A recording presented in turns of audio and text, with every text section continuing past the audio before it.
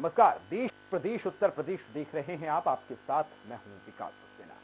तमाम अटकलों को विराम देते हुए मुलायम सिंह यादव की छोटी बहू अपर्णा यादव भाजपा में शामिल हो गई हैं। दिल्ली में भाजपा कार्यालय में अपर्णा यादव ने भारतीय जनता पार्टी की सदस्यता ली है। तो जिस तरह से एक लंबा दौर चल रहा था, अटकलों का ये कयास लगाए जा रहे थे, ये कहीं ना कहीं ये सुगबुगाहट थी कि अपर्णा यादव भाजपा में शामिल हो जाती हैं, और आज तमाम उन कयासों पर रोक लग गई है, क्योंकि 11 बजे के आसपास वो वहां पहुंची और उन्होंने बीजेपी की सदस्यता ली है। मुलायम सिंह यादव की छोटी बहू रही हैं अपर्णा यादव, आज भाजपा में वो शामिल हुई हैं। अपर्णा ने दिल्ली में भाजपा दफ्तर पहुंचकर भाजपा की सदस्यता ली है। वहां स्वतंत्र देव सिंह और केशव प्रसाद मौर्य भी मौजूद रहे।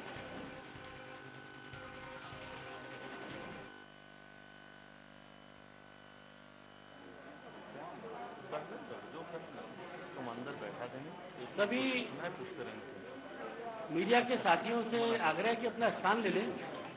सभी कैमरा पर्सन से मेरा आग्रह कि सब अपनी जगह पर आ जाए, कृपया करके अपनी जगह पर। आप रुके हुए हैं, आप लोग 5 मिनट रुके हुए हैं।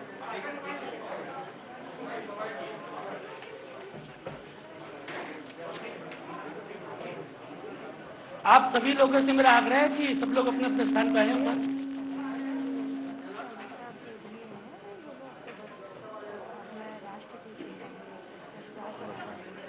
सभी लोग कहते हुए व्यवस्थित हो जाए।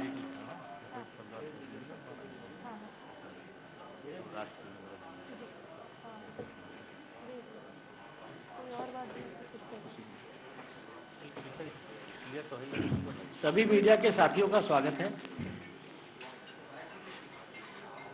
मित्रों, आप सभी देख ही रहे हैं, पूरे देश में और जो 5 राज्यों में चुनाव हो रहा है, उसका माहौल आप सब लोगों को स्पष्ट दिख रहा है। बड़ी संख्या में जो लोग विकास की राजनीति करना चाहते हैं, वह सब लोग भारतीय जनता पार्टी में शामिल हो रहे हैं। सभी राज्यों में लगातार ज्वाइनिंग हो रही है और इसी कड़ी में आज एक बहुत महत्वपूर्ण ज्वाइनिंग दिल्ली में है। आप सब लोगों का परिचय है ही। आदरणीय मुलायम सिंह यादव जी की पुत्रवधू अपर्णा यादव जी आज भारतीय जनता पार्टी में शामिल हो रही हैं। भारतीय जनता पार्टी की नीति यशस्वी प्रधानमंत्री नरेंद्र मोदी जी के नेतृत्व से प्रभावित होकर आज भारतीय जनता पार्टी की सदस्यता ले रही हैं, और इस अवसर पर भारतीय जनता पार्टी उत्तर प्रदेश के अध्यक्ष स्वतंत्र देव जी हम लोगों के मध्य हैं। उत्तर प्रदेश के उप मुख्यमंत्री श्री केशव मौर्य जी हम लोगों के मध्य हैं। श्री दयाशंकर जी हम लोगों के मध्य हैं। भारतीय जनता पार्टी के मीडिया के सह संयोजक संजय मयूख जी हम लोगों के मध्य हैं।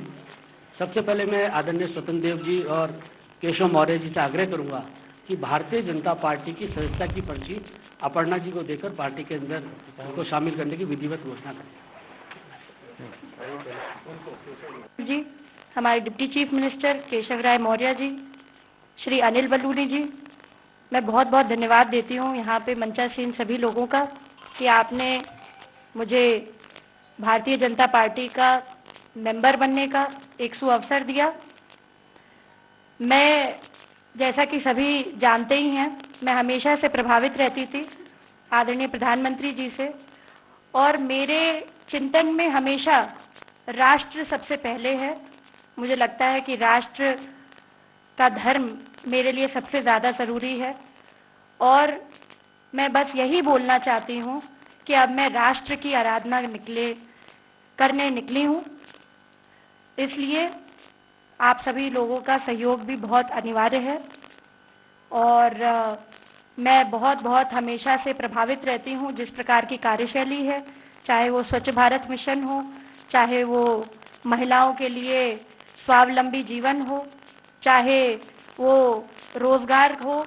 मैं हमेशा से भारतीय जनता पार्टी की स्कीम से हमेशा से बहुत बहुत प्रभावित रहती हूँ, और यही कहूँगी कि जो भी कर सकूँगी अपनी क्षमता से करूँगी। जी, आप सभी का बहुत बहुत धन्यवाद।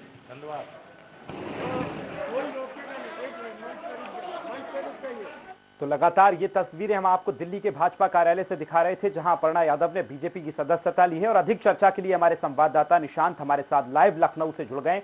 निशांत, जो पिछले एक हफ्ते की यदि हम बात देखें तो कहीं ना कहीं दबी आवाजों में एक चर्चा थी कि अपर्णा यादव जो हैं वो बीजेपी में शामिल हो सकती हैं, और आज तमाम चीजों पर रोक उन्होंने लगा दी। और ये तस्वीरें हमने दिखाई हैं कि आज अपर्णा यादव ने आखिरकार कमल को हाथ में ले ही लिया है। निशांत,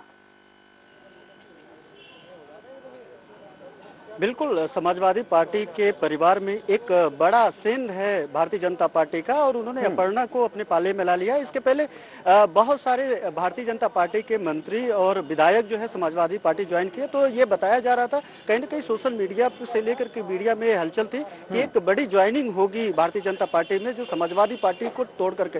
परिवार उनकी मुलायम सिंह यादव की बहू है अपर्णा यादव, और पिछले 5 साल से अगर उनकी बहुत सारे ऐसे इंटरव्यू और अगर उनकी बात करें तो वो जो अभी उन्होंने भाषण के दौरान अपने जो अभी उद्बोधन के दौरान कहा कि उनका जो कहीं ना कहीं उनका जो जवाब हाजिर जवाब होता है वो कहीं ना कहीं जो है प्रधानमंत्री नरेंद्र मोदी और योगी आदित्यनाथ के लिए प्रभावित होता है। वो कहीं ना कहीं उनका झुकाव पहले से ही रहा है, वो लगातार जो है, हाँ जी बिल्कुल, वो लगातार प्रभावित रहता है। और वो हमेशा योगी आदित्यनाथ के कार्यकाल को भी वो तारीफ करती रही है जब तक वो समाजवादी पार्टी में रही है, और उसके अलावा प्रधानमंत्री नरेंद्र मोदी की नीतियों को भी वो लगातार तारीफ करती रही। कभी भी प्रधानमंत्री मोदी और सीएम योगी या फिर भारतीय जनता पार्टी की किसी भी नीति और किसी भी सरकार के किसी भी कृत्य को लेकर के वो लगातार मुखर रही है, उसको सपोर्टिव भाषा में उनका हमेशा हाजिर जवाब रहा है। तो इससे साफ पता चलता था कि कहीं ना कहीं उनका झुकाव भारतीय जनता पार्टी की तरफ है। लेकिन ये माना जा रहा था कि चूंकि उनका पारिवारिक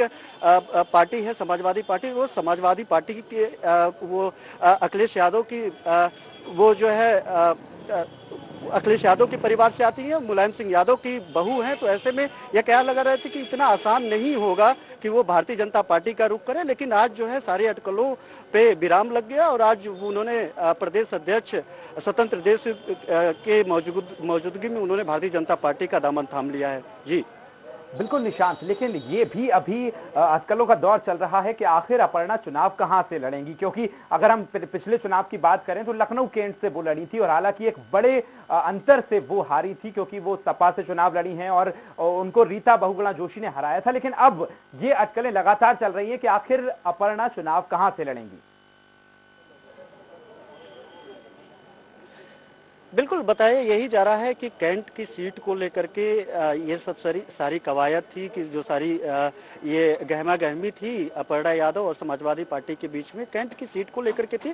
वो वहां से चुनाव लड़ी थी और हारी भी थी। कैंट सीट हमेशा भारतीय जनता पार्टी के पाले में रहा है, लगातार वो वहां से भारतीय जनता पार्टी जीतती आ रही है। जाहिर सी बात है कि अगर उनको कैंट से फिर से अगर वो चुनाव लड़ती तो उस पर कहीं ना कहीं असमंजस रहता, उनको जीत में कहीं ना कहीं बाधा रहती। वो एक तीर से दो निशाना, एक तो पारिवारिक कलह के बीच वो परिवार से निकल करके दूसरी मेनका गांधी बनी है, वो जाकर के भारतीय जनता पार्टी में गई हैं। और दूसरी तरफ अगर ये कैंट सीट जो है भारतीय जनता पार्टी के का गढ़ अगर माना जाता है तो वो वहां से साफ तौर पे चुनाव जीत सकती है अगर वहां से भारतीय जनता पार्टी टिकट देती है। हालांकि भारतीय जनता पार्टी इतनी बड़ा सेंध जो लगाई है तो किसी न किसी शर्त को जरूर रखा गया होगा। वो भले ही नीति और जो विचार की बात होती है, लेकिन राजनीति में सबसे पहले व्यक्तिगत लाभ बहुत महत्वपूर्ण हो जाते हैं। ऐसे में अपर्णा यादव के लिए सबसे पहले देखने वाली ये बात होगी कि आखिर किन शर्तों पे वो भारतीय जनता पार्टी का दामन थामी है अपने परिवार को छोड़ करके, और किन शर्तों पे भारतीय जनता पार्टी जो है अपर्णा यादव को अपने पार्टी में लिया है। और कहीं ना कहीं वो चुनाव लड़ने की पहले से ही वो हमेशा इच्छा जाहिर करती रहती थी कि वो अगर उनको पार्टी अगर मौका देती है तो वो बिल्कुल चुनाव लड़ेंगे, और पहले भी चुनाव लड़ेगी। तो जाहिर सी बात है कि वो इस बार भी चुनाव लड़ेगी। अगर कैंट से अगर वो फिर से आती है तो कहीं अगर बीजेपी की तरफ से आती है, बीजेपी चूंकि वो ज्वाइन कर चुकी है, तो कहीं ना कहीं उनके लिए एक रास्ता साफ होता हुआ दिखाई दे रहा है।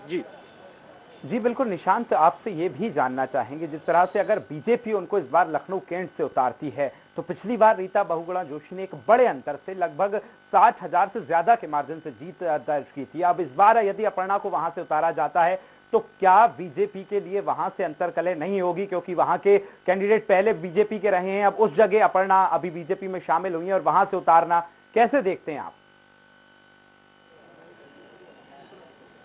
देखिए, तकरीबन पहली लिस्ट जब भारतीय जनता पार्टी की आई थी, तकरीबन 20% से ज्यादा जो सिटिंग एमएलए थे उनकी टिकट काट दी गई थी।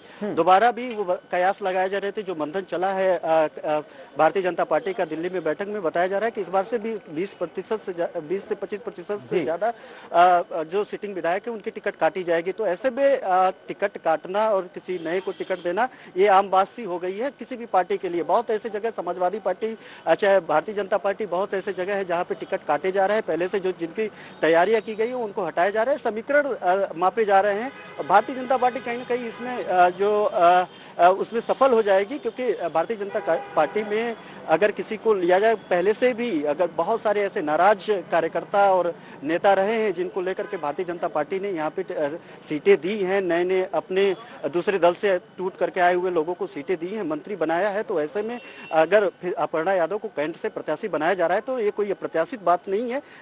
इस पे कोई बहुत बड़े सोचने वाली बात नहीं है। वो यहाँ से टिकट दे सकती है और जो इनका अंतर्कलह है वो दूसरा कोई ऑप्शन भारतीय जनता पार्टी उस कैंडिडेट को दे देगा और बहुत नॉर्मली जो है इस बात को खत्म कर दिया जाएगा भारतीय जनता पार्टी द्वारा। जी निशांत, बिल्कुल आप बने रहिए, हम तमाम अपडेट्स आपसे लेते रहेंगे। तो जिस तरह से, और ये निशांत लगातार ये भी हमको बता रहे हैं कि जिस तरह से नए चेहरों को बीजेपी इस बार लाई है, तो अब ऐसे में बीजेपी, हालांकि कोई बिल्कुल संक्षेप नहीं हो रहा है, ऐसे में नए चेहरों को लाना, चाहे वो युवाओं की बात हो। अब अपर्णा यादव बीजेपी यदि लखनऊ से लड़ाती है तो ये देखना खास होगा कि अपर्णा यादव को बीजेपी कहां से चुनाव मैदान में उतारती है।